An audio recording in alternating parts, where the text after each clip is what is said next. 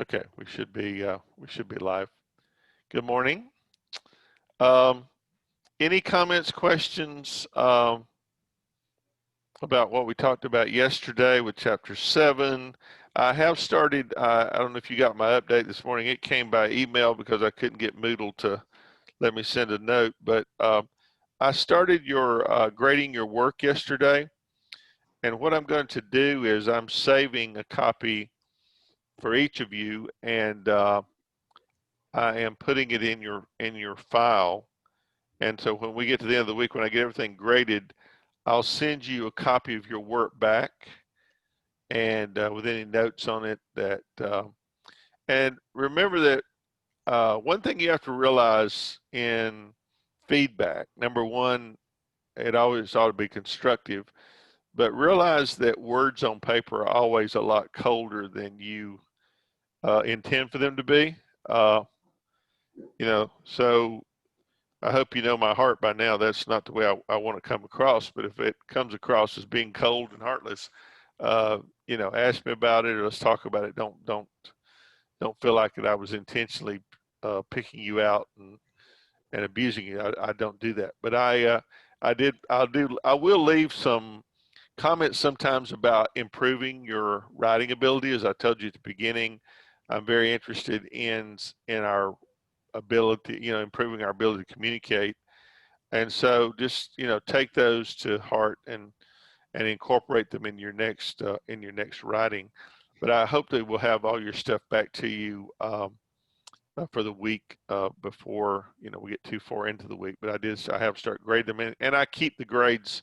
I'm keeping the grades on a spreadsheet, which I will send over to the powers that be and let them record your final grade.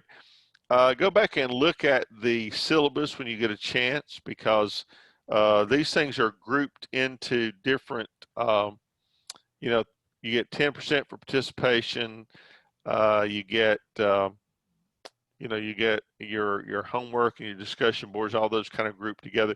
Anyway, you end up with 100% of the grade. So those will be, and I'll give you a full copy of your spreadsheet to show how many points you got from each one at the end, and you can kind of look at that and figure that out. But if you're curious about that, go back and look at the syllabus, because I'm trying to go by that as far as points are concerned.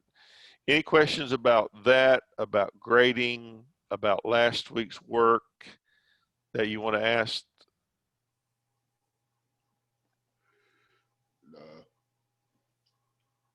No. Okay, everybody's good. Also, if you miss a class and you go back and listen to the video, it's posted on Moodle under the week. If you'll let me know when you've heard that, you can get attendance counted for the day. So I think that's something good to know. And anyone else about grading? Okay, what about this week's work? You've had a chance to look over the exercises. Each week is pretty much the same as the one before as far as the work concerned. Be sure that you read each chapter each day. We're doing chapter 7 yesterday, 8 today. Try to spend some time looking through the chapter and refreshing your memory for that. Um, remember that next week is kind of a short week. We end on Thursday, but then I can give you extra time through Sunday night if you need that to finish up. But I do need to get the grades turned around fairly quickly on Monday or Tuesday morning. So just keep your time frame in mind and what's going on with that. Any questions about that or about final things? Please let me know.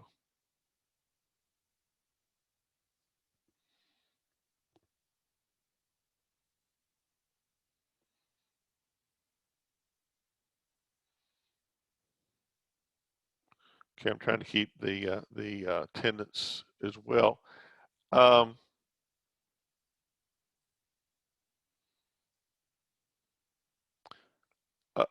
Okay, anything else before we get started? Yesterday, we talked about natural law and human rights and how these things develop. We want to continue to talk about something that's a little bit different this morning, that but also ties into that in chapter number 8. We talk about virtue ethics, and the writer begins talking about Pat Tillman, who some of you may have remembered was a NFL player who, after 9/11, left his career and went into the service, into the army after we went into Iraq, and he was killed and became a war hero. And you hear a great deal about his life even today after winning the Army's Silver Star. But we talk a lot about people embodying virtues, are those traits that we look for in a hero, and like courage or loyalty or self-sacrifice or patriotism. Uh, there is there are real virtues, and then there are people who perceive themselves to have those virtues. But it is usually we talk about those after a person's dead. A person that's still alive, you rarely get to see those. We see the presidents giving the medals to people that have gone above and beyond to display their courage. Uh, and I think those things are important in our society. It's not always war heroes. We've had some men that have spent an inordinate, part of their lives working in civil rights. The congressman who just passed away recently from Georgia, I think he was given the medal by President Obama to signify the fact of his work in civil rights through the years. And there have been several. I mean, Maya Angelou, the poet, and just a lot of different people that we could name. But we always talk about them embodying virtues that we look up to. Think about who your heroes are. Uh, Anybody want to respond to that? Who do you look up to today? It's hard to find heroes in this society, is it not? Most people are too self-centered to be a hero. Anybody want to respond to that?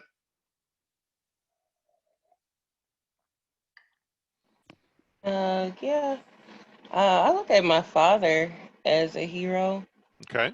Um, Only because I feel like he's always been like in plenty different places at one time, and he just always had good morals, and he just was always selfless, and he always helped people. Like even if it was a stranger, he would pull over and try to do what he can to help whoever it was. It didn't matter. Even if they've wronged him before, he still had positive attitudes towards them. And I felt like that was cool. So that's always been the person I look up to. Good. My grandmother, something you said kind of triggered my thinking with her. She, no matter how wrong somebody did her, she always lived her life in a way that she didn't want to have to stand before God and give an account for wronging that person back. She would always give everything she had to help, even her enemies. And I think your dad probably embodies that. And how much of that did he pass on to you? That's the other question about virtues. Some of them can be passed on, and some of them, you can learn. We'll talk about the ones that can be learned, the ones that you kind of develop on your own. Do you feel like your father passed on those virtues to his children?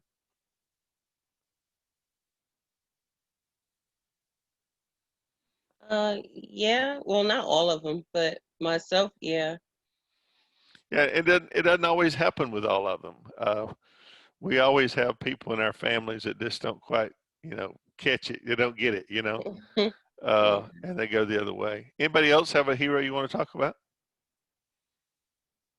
Mine's probably I would would be say my my grandmother. mom. Oh, you can go first and then I'll go. Okay. Yeah, I would just say my mom.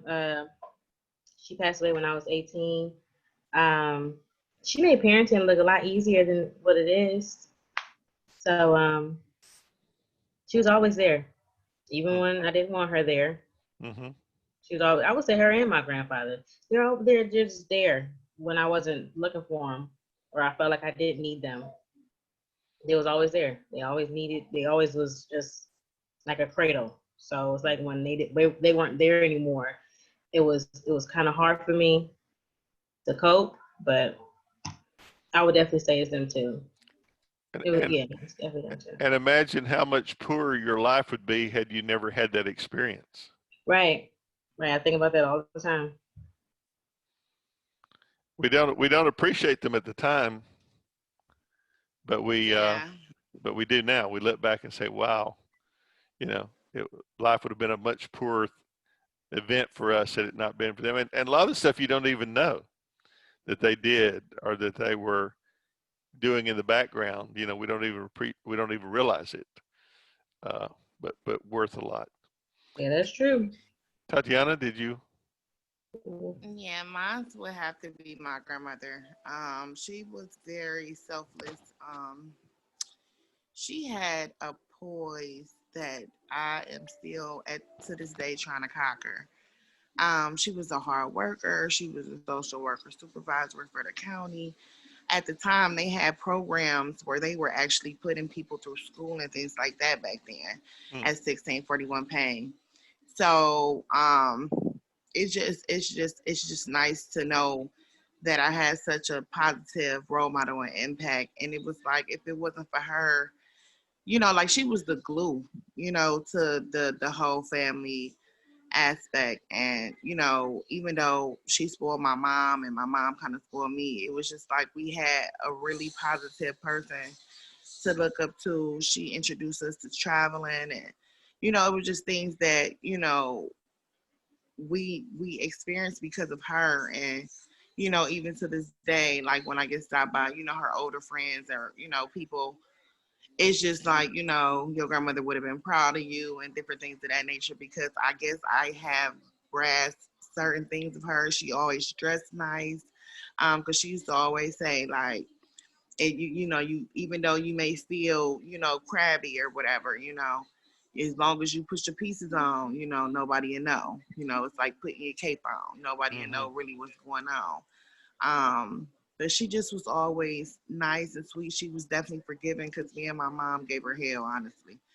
But she went to prayer wars, and you think it's a game back then when they be like, yeah, I'm praying for you, and trying to do certain things and put you places to experience things like that. Even though we lived in the hood, it was just like she tried to introduce us to a lot more than the resources that we had in the city.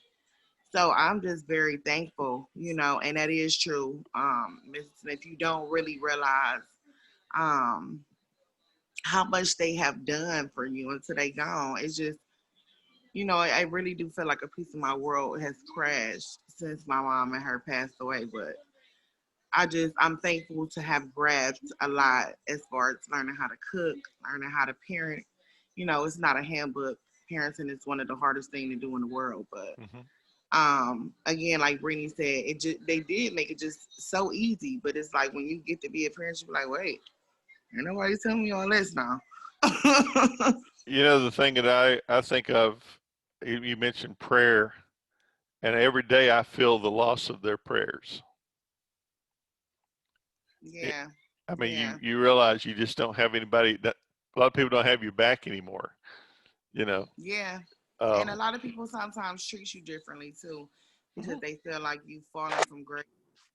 And you know what I mean by that, like a Oh yeah. person that's fallen from grace, or like I never really was a drinker before my parents passed. So for me just to be, drinking and stuff like that, it bothers me because I never was that way before them.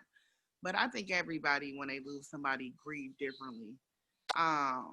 Some like to stay and, some like to just run away and don't really want to feel the pain. So it's all on the person. But yeah, While you mentioned grieving, I want to say something about that because we may never get back to it. Can you imagine 180,000 people dead and us not able to go through our normal grieving processes? What is that going to do to the psyche of Americans when this is all over? And if we're going to have many, many more deaths to that. But when you don't have that ability to process grief, many of you, you're not even with your family now when they die. Uh, you don't have funerals anymore, which were all a part of the grieving process. Can you imagine what we're going to have to do to deal with grief when we don't have our friends around and things close at hand, even family close at hand, that we have, that process has a purpose that we go through. And I think about that a great deal at what are we going to have? We're going to have a lot of people psychologically in trouble, mentally in trouble because of that, not being able to process and deal with grief. And I think that's something worth thinking about. Anybody else quickly before we move on? You have a hero you want to talk about? What they embodied virtues. What we've talked about so far has been, we determined the right action to take or the right policy to establish, and the focus, here is a little bit different when we talk about virtues. Rather than asking what we ought to do, which we have talked about, virtue ethics asks what we ought to be. Think about that, the difference in that. Your heroes, your parents, your grandparents probably didn't talk a lot about it. They just lived it, They walked the talk, as we used to say. And they weren't, always bragging about how virtuous they were, how good they were, how different their society was to ours. Now we have to call attention to what we think we're doing, our virtues, how good we are and how wonderful we are. And, I think about that when I watch politics, that you have, if you have to call attention to what you are and point it out to people, you're probably not that. Anybody have a thought on that? Again. I'm sorry? Say that again. I said, say it one more time. If you have to call attention to what you are as a person, or your character, your honesty, your how much you've done for people, then you probably didn't do it. If they didn't notice it, it probably didn't register. It didn't get done, right? We really do need to walk the talk. And I've often say that within the church as Christians, if you're going to claim the name of Christ, you need to act like Christ. And you need to have the same kind of virtues. And I don't see that a lot in church people, but there are other people, there are other ways to do that. You don't have to be religious to be virtuous and have those virtues. But I think that these traits of character, they're traits of habit, of tendencies, of dispositions that make a person good. Now you look back at your grandmother, you look back at your mother, you look back at your dad, and say those were good people. Think about that word good. I mean, how many people today, if all those people are gone, how many people today can you look back and say that's a really good person? It's not many nowadays. Everybody's so self-centered. It's about what I can get out of, what's free. What can I get for free? What can I, how can I take advantage of somebody? I look at even COVID. Within 2 or 3 days of this thing going on, there were people scamming older people on phone and computers and taking their money. That's not good. And, and they're all over the world. They're in Russia doing it to us here. They're in India.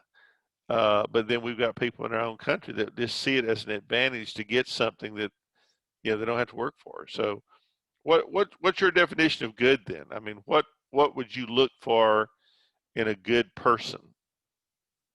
Those are the kind of virtues we're talking about. Anybody want to comment on that?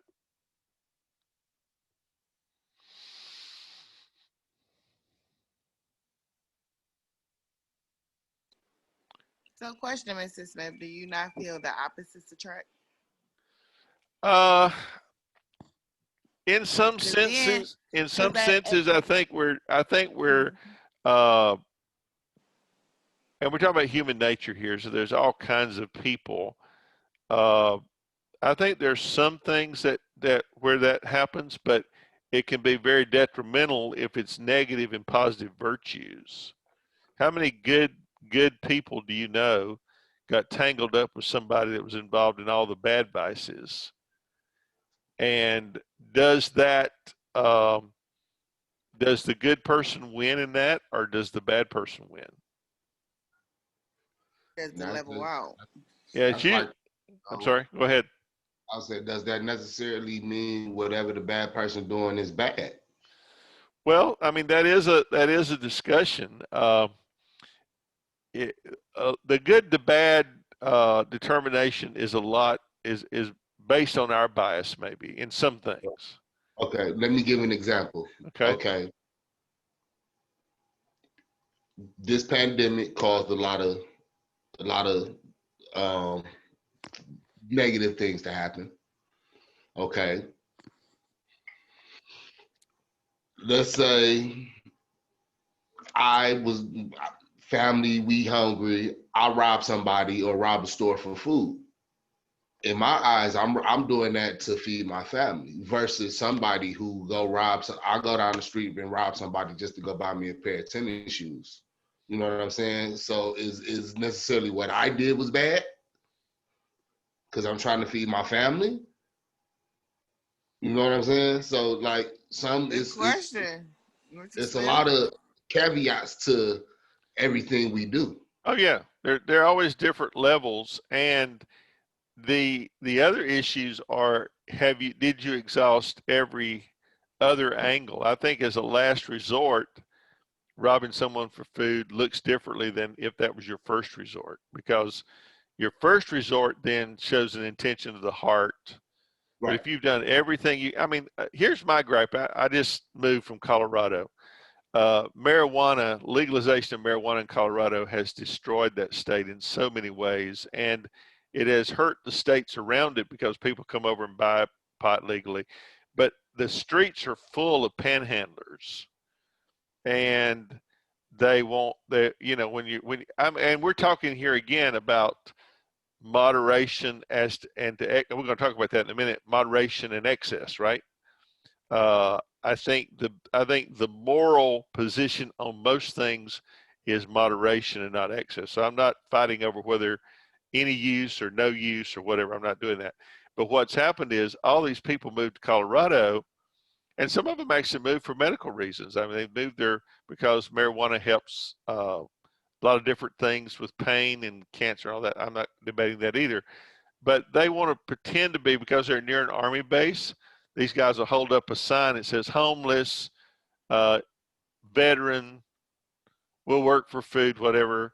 Well, they know you won't let them work for it because of the liability is too great. You're much more likely to, and you stop and say, well, if you're hungry, I'll take you and buy you a hamburger or something. Oh, I'm not hungry.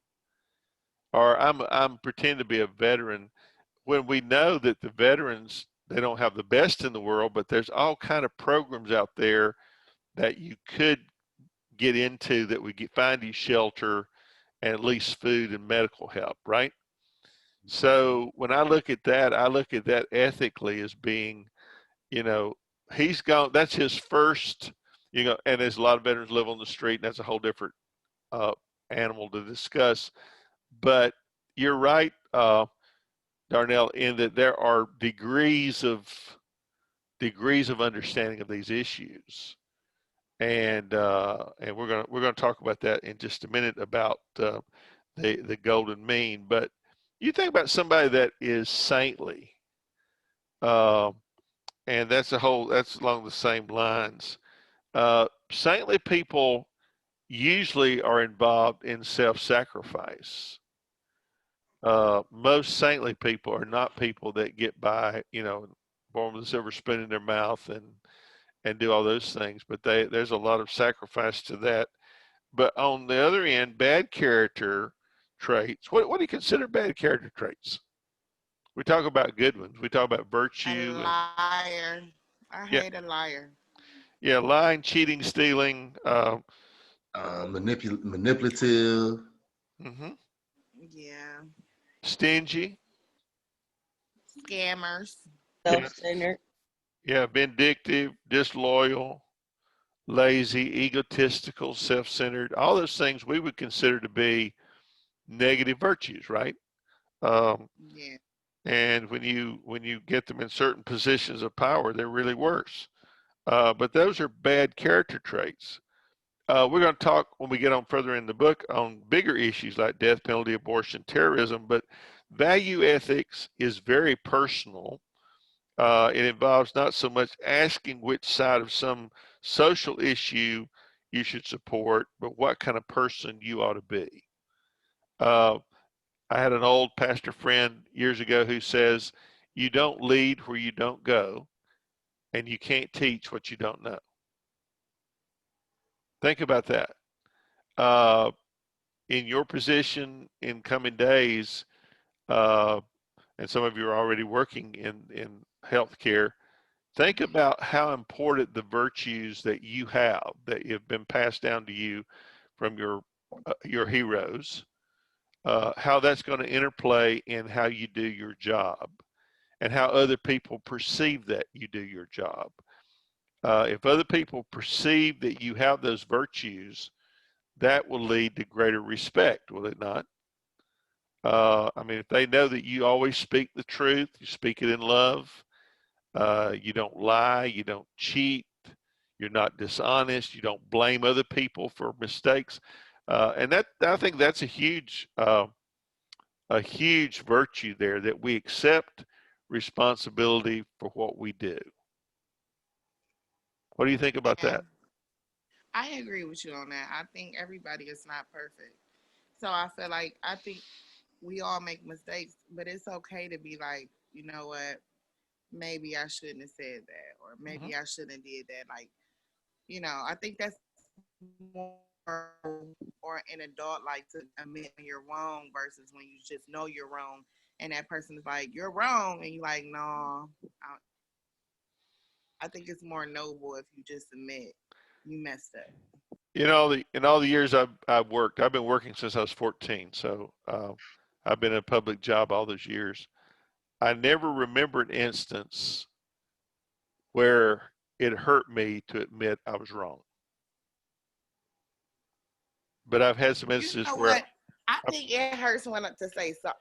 I think, I mean, yeah, I'm still kind of contradicting myself because it's like, it do kind of hurt to be like, hey, I'm sorry. No, you know what? Let me stop there. It all depends on the situation. So I think when you having an instance with your friend or something like that, like it's hard to, I mean, it's easier to be like, I messed up. But it's like when you're in like a relationship of some sort, hmm it's kind of hard to be like, I messed up, to your spouse. I think it's different levels on that aspect as well. yeah, personally, I guess let's put it that way, spousal relationships and love relationships are a tough call, right? Um, Right. I think of my time as a pastor, but there's a lot of times where I really didn't do anything, but people perceived I did them wrong. You don't speak to me, you didn't shake my hand, you didn't.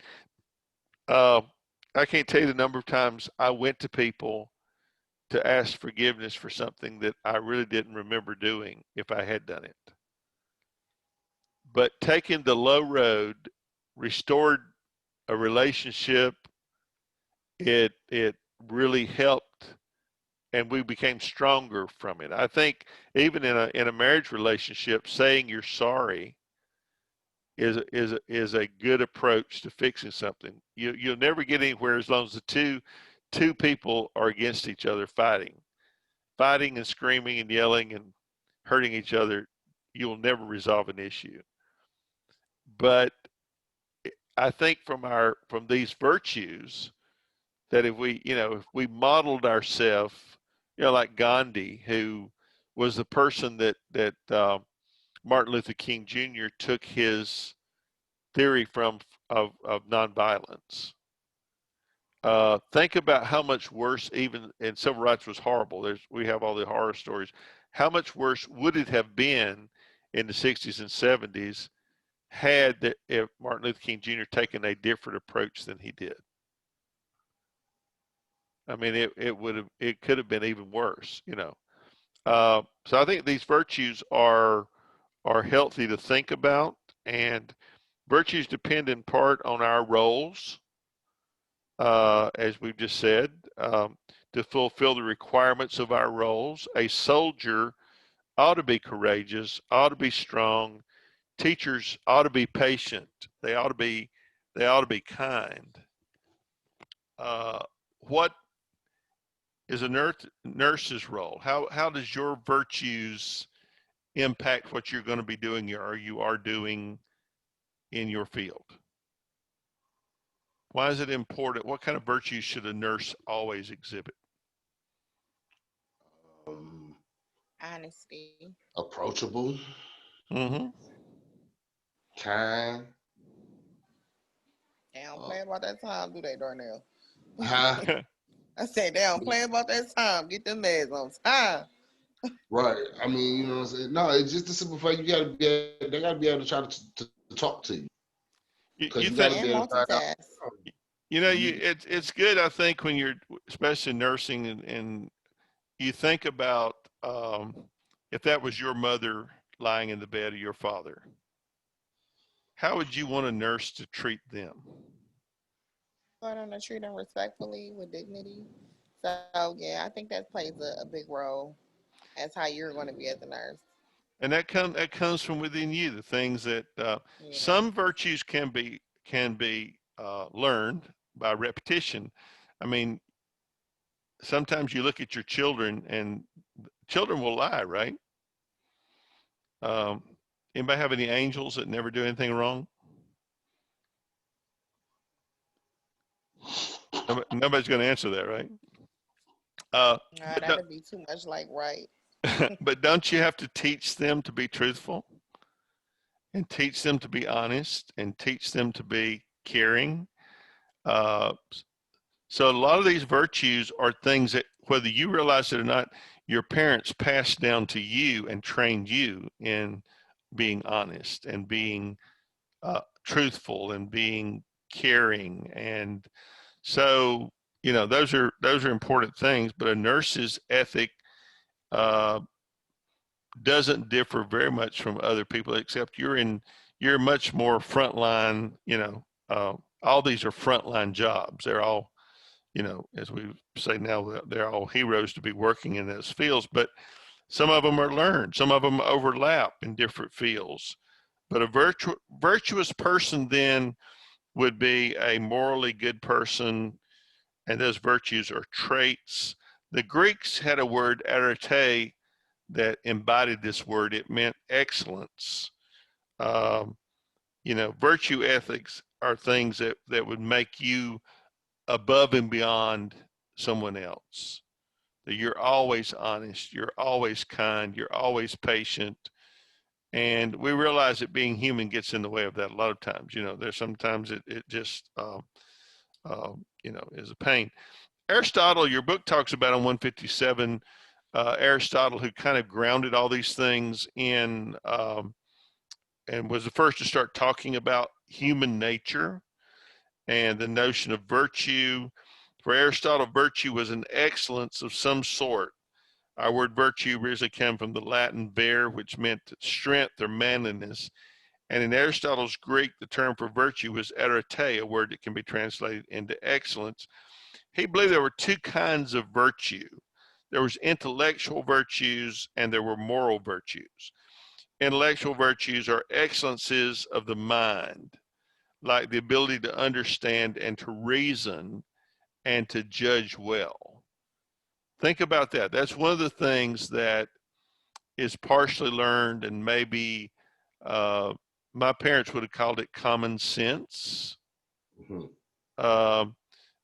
You make how many judgments do you make in a day as a human being? Um, Sir? I said a lot. A lot, yeah. I mean, we judge people. I'm really bad to judge people on appearances, and then when I get to know them, I have to go back and apologize. I had a story in my past. It was this young guy that used to come to my church, and I was a church organist, and he was dating this girl in the church, and he'd sit back and make faces at me while I was playing the organ, and you know, he was just a typical teenager, you know, rebellious and everything else. And years later, I was teaching in a Bible school, And this young man had gotten his life turned around and was in that Bible school studying for the ministry. And I'm sitting there and I thought, oh my goodness, I can't believe he's here. You know, that's the human nature. And it's just like God spoke to me and said, oh, you're going to do better than that. You're going to speak to him after the chapel's over. And I was going on a trip to a service the next week. I said, and you're going to invite him to go with you. I said, I don't really want to do that. I don't like this guy. But I did it.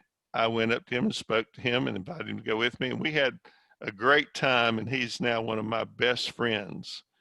But I had to go back and realize that I had misjudged someone and would have missed the greatest blessing of my life if that hadn't been fixed. So, you know, intellectual virtues, you know, ability to understand and to reason and to judge well is something that comes with maturity that your children don't have yet, or a lot of young people don't have yet. They don't have the experience of experience and judgment. Anybody want to comment on that? I think that's a pretty heavy thing to think about.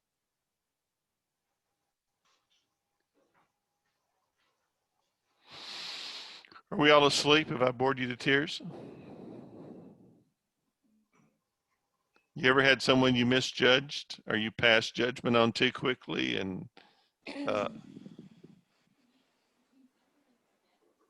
I probably have. I admit it. I admit I've passed judgment on a couple people once in my life or two. And as time went on, I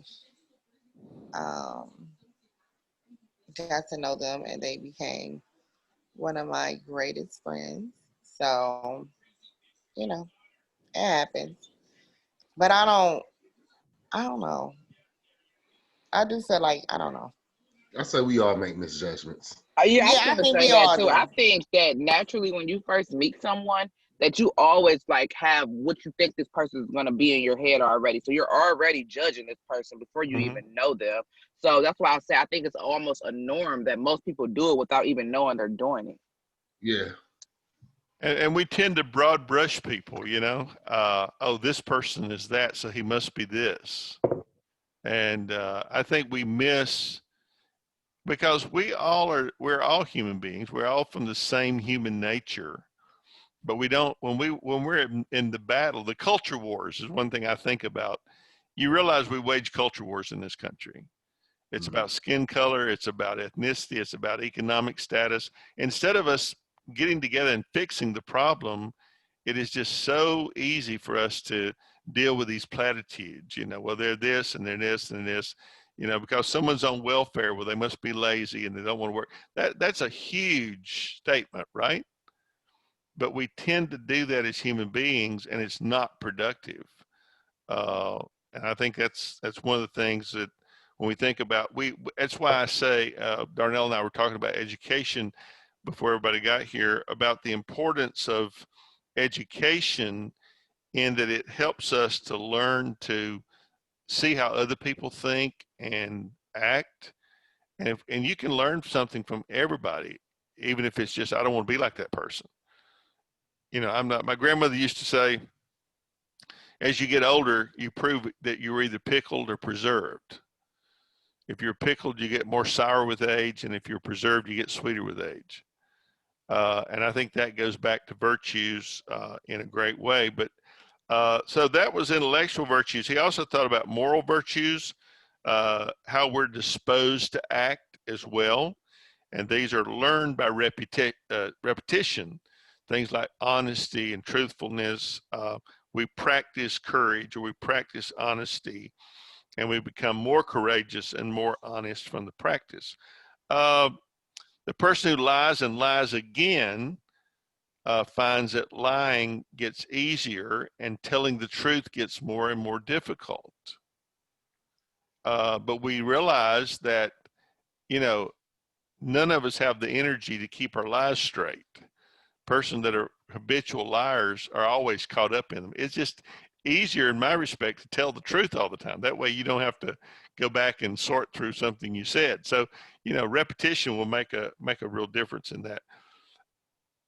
Aristotle said this, and we will we will think about this for a moment before we go, but these virtues are the mean. And what he said by that, things like courage, temperance, justice, pride, all those things, they're the mean between the two extremes. The Buddhists call that, and he called it the golden mean. The Buddhists call it the middle way. And I think in our living that this is kind of what we need to aim for. We don't want to be on either extreme. The mean is the average. You don't want to be, I think that's true in politics. You don't want to be on the extreme right, or you don't want to be on the extreme left, but you find balance in your life. And you walk in that balance. The people that we think about that are our heroes and the people that we look up to, you often hear people say, well, they lead a very balanced life. They're not on any extreme, one extreme or the other. And so the two extremes in courage would be deficiency. You have no courage on the one extreme, or you have excessive courage on the other. On one extreme, you have too much fear that makes you unable to act. On the other, you are reckless and foolish. And so you find a place somewhere in the middle that you are willing to act, but you're not reckless, you're not foolish. That's basically what we think about. For the Greeks, there were 4 basic cardinal virtues: prudence or wisdom, justice, temperance, and courage. And those were the somewhere between the extremes. We should be involved in all 4 of those. Wisdom. How do you get wisdom? We talk about our grandmothers and our mothers and dads being so wise. Life. How do you get it? Life, living. Yeah, the School of Hard Knocks. Has anybody ever been to that school? Yeah, been around. And it's like, things you learn. and it's worth a lot to you, right? If you incorporate it into your life when you learn a lesson. I tell students all the time about going to school, come talk to me. I've made every mistake in the book. I've fallen in every pothole that can be envisioned. And if I can keep you from falling in the same hole I fell in, I feel like I've accomplished something.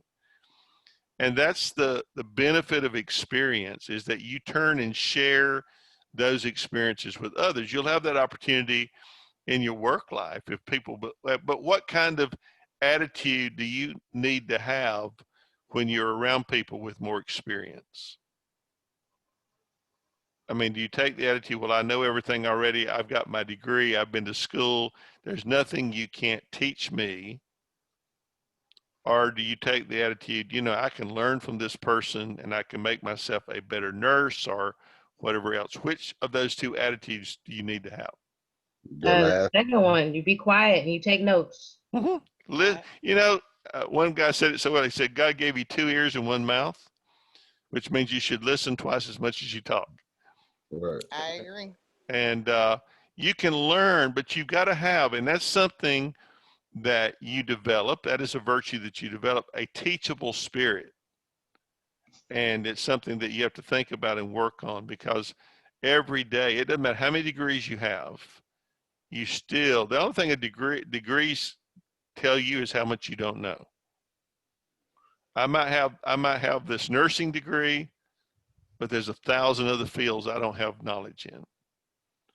And so learning from each other, I think that's one of the great things. To get wisdom is a good thing. And as you progress in your professional life, wisdom becomes this huge thing.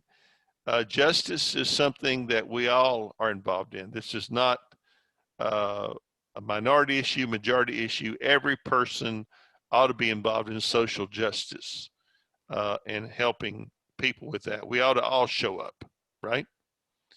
And then temperance. There again, we're back to that balance again. Tatiana was talking about issues like drinking or eating. There's no point in me pointing fingers at people for drinking when I have a dependence on food. One addiction is as bad as the other in some respects. So temperance is the middle way, right? there's nothing, and you got to remember, I come from, I was born a Baptist. I've been one all my life. We were teetotalers, and you don't drink anything as a Baptist. Even our communion wine is grape juice. But that's an extreme position that doesn't hold up even in biblical survey, you know. So temperance is a good thing. Temperance in eating, temperance in exercise. I mean, I know people that literally work themselves to death exercising and jogging and running. As my dad used to say, they're just going to make a better looking corpse than the rest of us.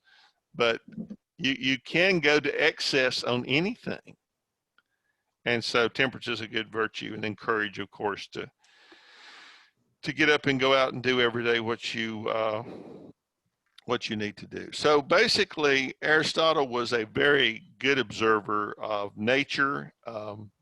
You know, and he looked at everything, even would take eggs apart of different organisms, and he came up with the idea that a pattern for their development started even before birth.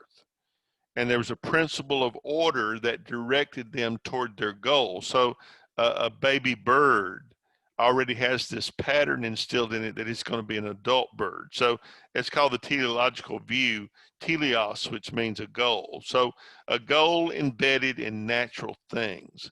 And I think that's true in every one of us, that there is a goal embedded in you as to what you need to become. The idea of a natural goal, purpose, or function showed up a little bit. We talked about it in the natural law section, but according to Aristotle, the good is that at which all things aim. And that's what we've talked a little bit about here. Good things are things that fulfill some purpose, some end, some goal. Like the good of the shipbuilder is to build ships.